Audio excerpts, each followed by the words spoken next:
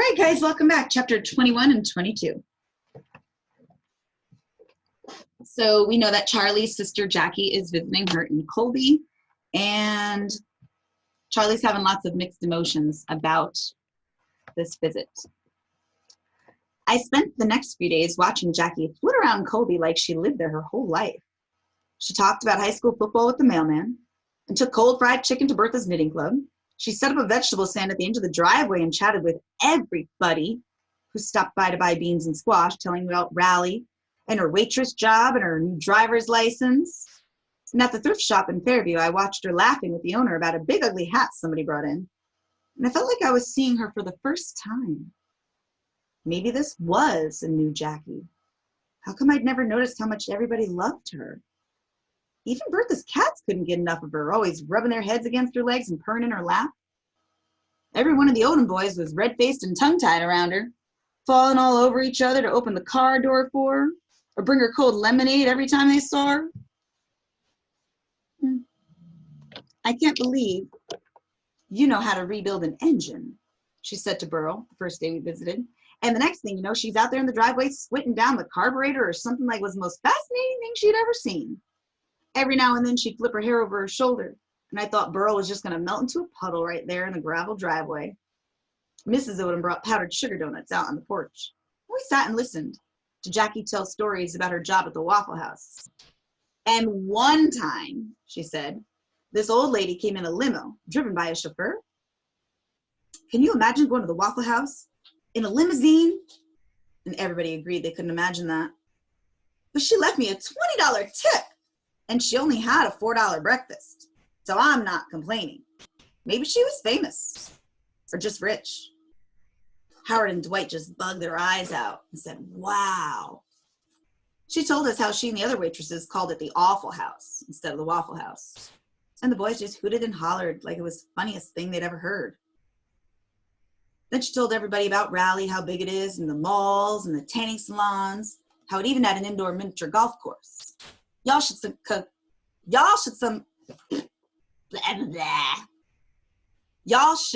come visit sometime, she said. I have my driver's license and Carolee has a car. And they grinned and smiled and nodded and said how much they'd love to do that. And I felt a pang of jealousy poking so hard at me it made me squirm in my seat as I sat there on the porch steps. Late that afternoon, me and Howard took Jackie down the creek with Wishbone. And she didn't waste a minute taking off her shoes, wading into the cold mountain water, her laughter echoing throughout the trees. Even though Howard, I think, kind of nosy, she answered all of his questions without even blinking her eyes. As if, she hung out with people who have up and down walks all the time. What's it like when you visit your daddy in jail? He said. I almost wanted to die of embarrassment when he asked that, but Jackie wasn't even bothered, not one bit. Well, it's not as cool as it looks on TV, I could tell you that. We just sit at the table and talk about school and stuff. And he tells me how bad the food is there and how the first thing he's going to do when he gets out is eat about 14 hamburgers. I wanted to ask her if they ever talked about me, but I was scared that the answer was probably no, so I'd look like a loser in front of Howard. So I didn't ask. I started to remind him that Scrappy is in a correctional facility, not jail. But he and Jackie just moved on talking about something else. Then they were talking about Bible detective games at Sunday school. I'll bet Charlie's terrible at that game, she said, giving me a playful poke. Reading the Bible is not exactly a popular activity at our house, right, Charlie? She said, poking me again. That night, Mrs. Odum invited me and Jackie to have supper with them. Burl and Lenny brought aluminum lawn chairs out in the front yard, nearly knocked each other over, trying to sit down next to Jackie.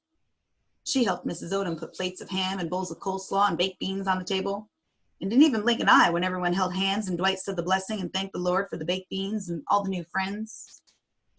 I swear I felt invisible when everybody jibber-jabbered at that table. Jackie told them about being a majorette in 10th grade, marching the Memorial Day parade, even in the rain. Talk about a bad hair day, she said, and everyone just laughed and laughed. Then she asked Mr. Odum about his job driving as a lumber truck. About his job driving a truck for lumber. When he described driving from Colby to Charlotte to Greenville and everywhere in between, she said, it must be so fun to go all those different places. Then she went on telling him about her friend Loretta, who worked the night shift at a truck stop on the interstate highway. And boy, oh boy, did she have some stories to tell about those truck drivers. Mr. Odum blushed a little bit at that, and Mrs. Odum jumped in real quick to tell us about Howard being the Bible detective champion at church. No way, said Jackie. He didn't tell me that. And then when it was Howard's turn, he started blushing and turned red in the face. Wishbone laid on the floor next to Cotton because he knew there'd be food dropping along there.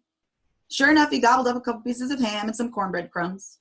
Wishbone, Jackie said. Stop that. Mrs. Odum just said, that's okay.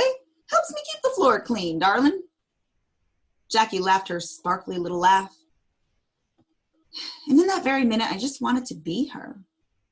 I wanted her easy way of making people just like her and love her. I wanted her knack for always seeing the good in everything. I wanted her shiny black hair with those blue streaks. But no matter how bad I wanted it, I was still just going to be plain old me.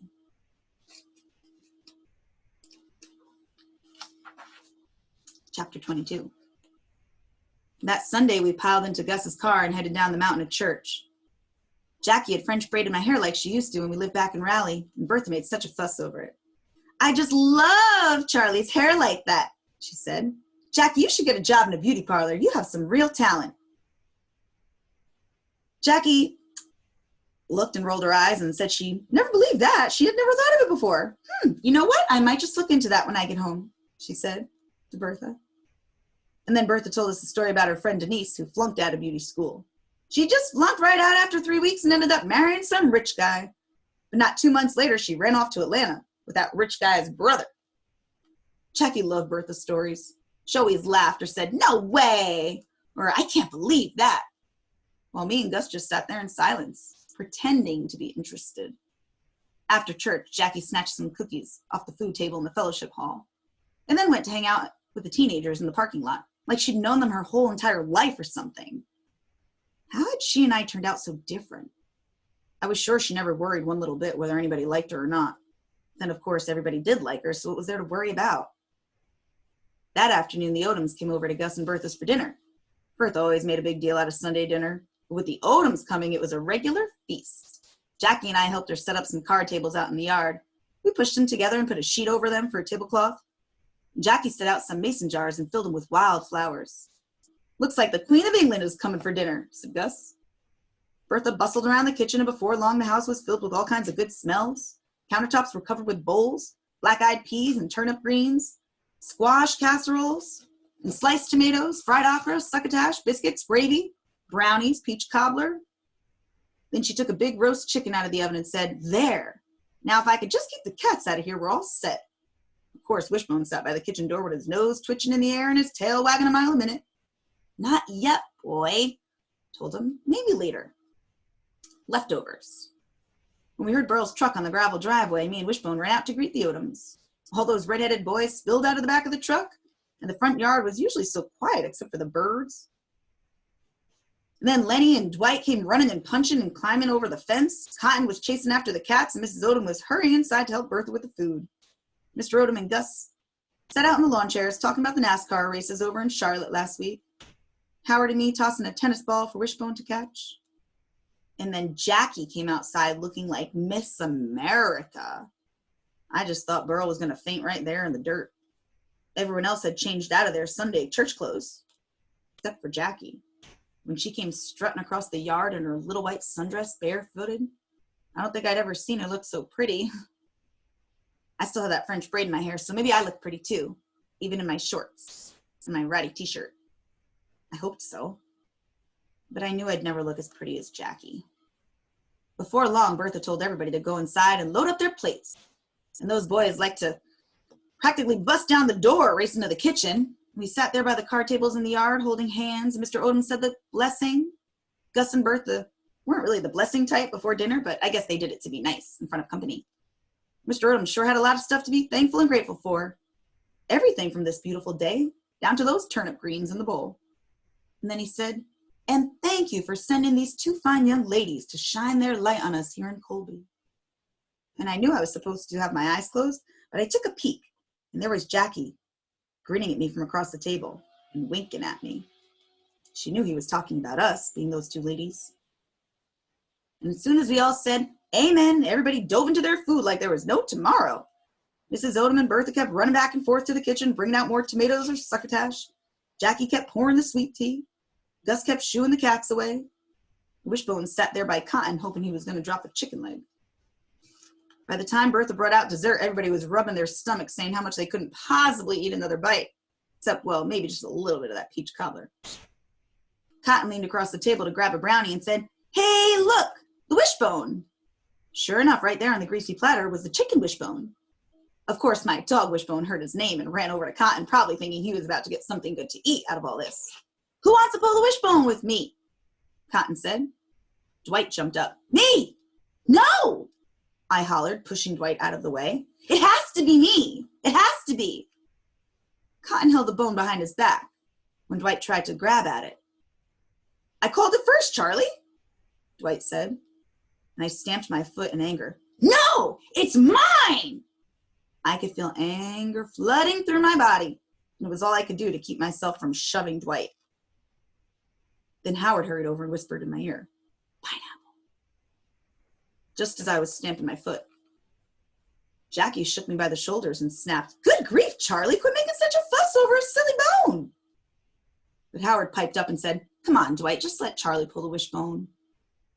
Uh-oh, was Howard going to tell everybody about me making a wish every single day? Was he going to tell them my secret?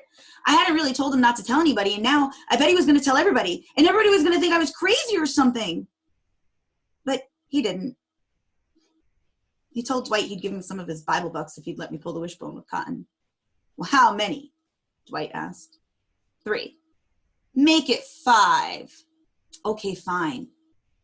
So Dwight ran off to grab another brownie, and Cotton held out the wishbone to me. We each took a side and closed our eyes, and I made my wish, and then I pulled. Snap! The bone broke in two, and guess what? I got the big side. That's the side that's supposed to make your wish come true. "Dang it," Cotton said, tossing his piece of bone onto the table. Before I had a chance to thank Howard for helping me out like that, Mr. Odum announced that it was time for them to go, and they all piled back into Burl's truck.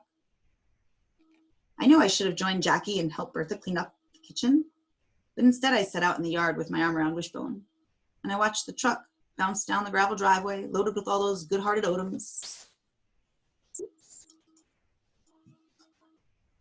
When they turned onto the road, I hollered, "Thank you!" But I figured Howard probably wouldn't hear me. But then I saw him give me a thumbs up before the truck disappeared out of sight. All right, that concludes chapter 22.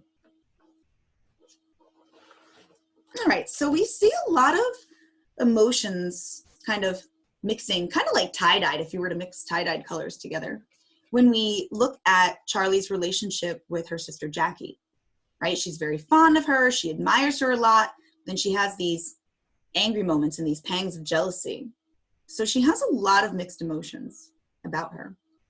So there were a few different times where things were going on and her sister was the focal point of attention, right? When she's talking with Bertha, or when she's having dinner at the Odums, or when the Odums come to their house. So pick any event that you want from those parts of the story and go ahead and give me your 4 square. Okay, give me your 4 square. Make sure you write your event at the top. I forgot to leave a space for that when I did my sloppy copy, but put your event at the top and then tell me what emotions you think she's experiencing and how she handles them. What thoughts go on in her head, what words come out of her mouth, and what behaviors does she demonstrate. Okay, and I will see you back for chapter 23. Bye, guys.